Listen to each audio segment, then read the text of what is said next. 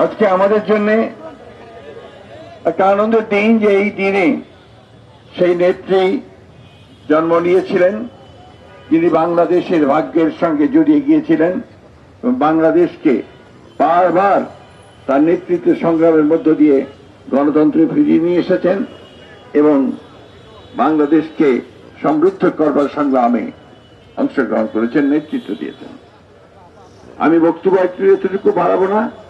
আমি শুধু এইটুকু বলতে চাই যে আজকে বিএনপি যা একটা যে গণতান্ত্রিক দেশ, গণতান্ত্রিক দল এবং যে দীর্ঘ সংগ্রাম লড়াই করে বিএনপি যে একটা সত্যিকারের একটা রাজনৈতিক দলে পরিণত হয়েছে তার মূল কারিগর কিন্তু এই দেশনেত্রী বেগম খালেদা জিয়া। দীর্ঘদিন সংগ্রাম লড়াই, নীতির প্রশ্নে আপোষ না করা, দলকে ধারণ করা এবং নেতা কর্মীদেরকে আপনার স্বীকৃতি দেওয়া, এই মহান নেত্রী আমাদের মাঠে আজকে নেই, কিন্তু তার কাজ, তার প্রেরণা আমাদেরকে সব সময় অনুপ্রেরণা যোগায়। আমরা আজকের এই দিনে আমরা সবাই এই শপথ নেব যে বিএনপিকে আমরা সত্যিকার অর্থেই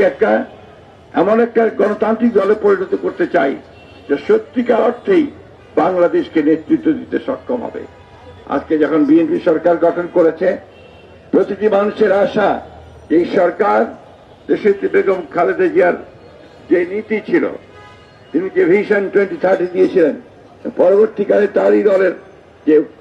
আপনার কর্মসূচি দিয়েছিল 31 দফার, তাকে বাস্তবায়িত করার জন্য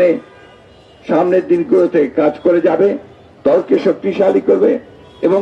বাংলাদেশের স্বাধীনতার সার্বভৌমত্বকে অক্ষুণ্ণ রাখবে।